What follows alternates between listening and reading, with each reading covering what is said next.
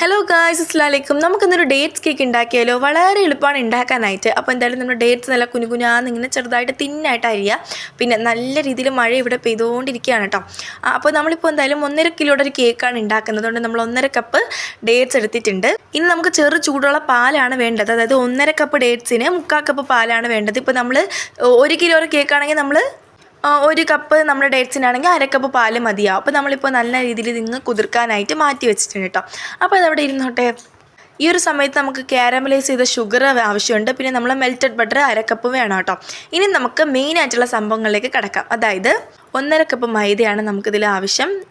അതിനുശേഷം ഇതിലേക്ക് 3/4 teaspoon baking പൗഡറും പിന്നെ 1/4 ടീസ്പൂൺ ബേക്കിംഗ് സോഡ ഇട്ടതിന് ശേഷം ഒരു പിഞ്ചും കൂടെ ഇട്ട് കൊടുക്കുക എന്നുള്ളതാണ്.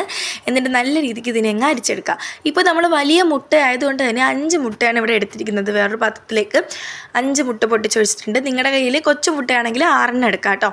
അപ്പോൾ എന്തായാലും നമ്മളിവിടെ 5 മുട്ട പൊട്ടിച്ചൊഴിച്ചിട്ടുണ്ട്. ബീറ്റ് ചെയ്യുന്ന സമയത്ത് നല്ല ഫ്ലഫി ആയിട്ട് ബീറ്റ് ചെയ്യാനായിട്ട് നിങ്ങൾ ശ്രദ്ധിക്കുക. അതിനുശേഷം മാത്രം നമ്മൾ എന്ത് ചെയ്യുക, 1.5 കപ്പ് പഞ്ചസാര പൊടിച്ചത് കുറച്ചായിട്ട് നമ്മൾ ഇട്ട് കൊടുത്ത് നല്ല രീതിക്ക് ഇങ്ങനെ മിക്സ് ചെയ്തെടുക്കുമ്പോൾ നല്ല ഫ്ലഫി ആയിട്ട് കിട്ടും. നമ്മുടെ പരിപാടി തീർന്നിട്ടില്ല. നേരത്തെ നമ്മൾ മെൽറ്റഡ് ബട്ടർ എടുത്തില്ലേ, അത് നമ്മൾ എന്ത് ചെയ്യുക, ഇതിലേക്ക് ചേർത്ത് കൊടുക്കുക. 1/4 കപ്പും പിന്നെ ഒരു 1.5 ടീസ്പൂൺ എക്സ്ട്രാ ബട്ടറും കൂടെ ചേർത്ത് മെൽറ്റ് ചെയ്തതാണ്. അപ്പോൾ അതും കൂടെ ചേർത്ത് നല്ല രീതിക്ക് ബീറ്റ് ചെയ്തതിന് ശേഷം നമ്മൾ നേരത്തെ അരിച്ച് വെച്ച മാക്സിമം 2 തവണയെങ്കിലും അരിച്ച് വെച്ച് നമ്മുടെ ഈ ഒരു മൈദയുടെ കൂട്ട് ചേർത്തിട്ട് നല്ല രീതിക്ക് ഇങ്ങനെ പതുക്കെ ഇളക്കി കൊടുക്കുക. ഇനിയിപ്പോൾ നമ്മൾ എന്ത് ചെയ്യുക, നേരത്തെ നമ്മൾ കുതിർത്ത് വെച്ച ആ ഒരു ഡേറ്റ്സും കൂടെ ചേർത്ത് നമ്മൾ കാരമലൈസ് ചെയ്ത ആ ഒരു ഷുഗറും കൂടെ എന്ത് ചെയ്യുക, ചേർത്ത് കൊടുക്കുക. കാരമലൈസ് ചെയ്ത ഷുഗർ നമ്മൾ 3 ടീസ്പൂണാണ് കേട്ടോ ചേർക്കുന്നത്. എന്നിട്ട് നല്ല രീതിക്ക് എന്ത് ചെയ്യുക, ഇളക്കി കൊടുക്കുക.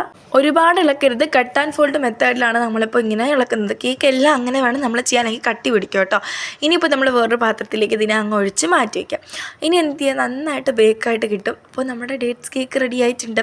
അടിപൊളി ടേസ്റ്റാണ്. എല്ലാവർക്കും എന്തായാലും അടിപൊളിയായിട്ട് ഇഷ്ടപ്പെടും. നിങ്ങൾ പോയി ആദ്യം ഒന്ന് ട്രൈ ചെയ്ത് നോക്കിയിട്ട് വന്ന് ഫീഡ്ബാക്ക് പറയാം കേട്ടോ. അടിപൊളി നല്ല സോഫ്റ്റ് ഡേറ്റ്സ് കേക്ക് റെഡി ആയിട്ടുണ്ട്.